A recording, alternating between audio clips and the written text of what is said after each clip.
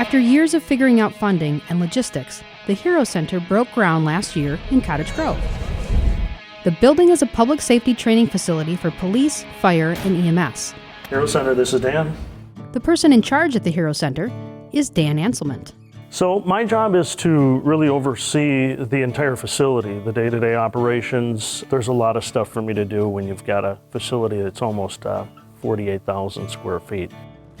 The building was built by the cities of Cottage Grove and Woodbury to offer their first responders a place in the East Metro to train. The first time I came in for a tour, I remember walking through the building thinking, this has clearly been designed by individuals who understand training for first responders. It's very exciting for me because it's a place where, as a former law enforcement officer, I can come here when I'm training and I can just get everything I need to do in one spot. And that's what makes this facility so unique and so exciting. The one-stop spot includes classrooms for 28 to 100 people, a 12-lane firing range, which will be open to the public, and a 4-lane range primarily used by law enforcement. Another part of the facility has the reality-based training area. The reality-based training area has a virtual simulator for de-escalation type scenarios. The next area is a MATS room. So this is a fully padded MATS room that allows officers and agencies to utilize that for their response to resistance training. Then we have the indoor reality-based training area with the Huff Core movable wall system.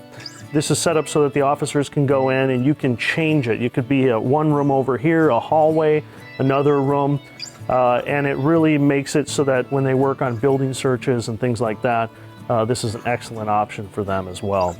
Additional space is located outside to practice ladder drills, SWAT entries, vehicle stops, and more. 2, 1. It's official. On January 14th, the cities officially opened the Hero Center, and the public was welcome to come tour the new facility and meet Dan. So I'm originally born and raised in Minnesota. I started off early in my career, originally traveling and touring with a professional band called the Johnny Home Band.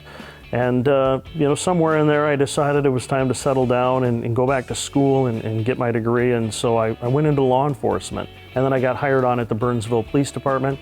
I worked there as a community service officer, and then I was promoted to police officer, where then I became very extensively involved in the crime scene units. I also worked as a medical legal death investigator for the medical examiner's office, where in 2014 I left the Burnsville Police Department and took a position down at the University of Tennessee's National Forensic Academy. And I was responsible for the oversight and execution of the 10-week Forensic Academy, working on anything from latent prints to bloodstain pattern analysis, shooting scene reconstruction, post-blast investigation where we'd actually blow up cars at the facility. 5 years later, Dan accepted the position as Hero Center manager, and he headed back home to Minnesota.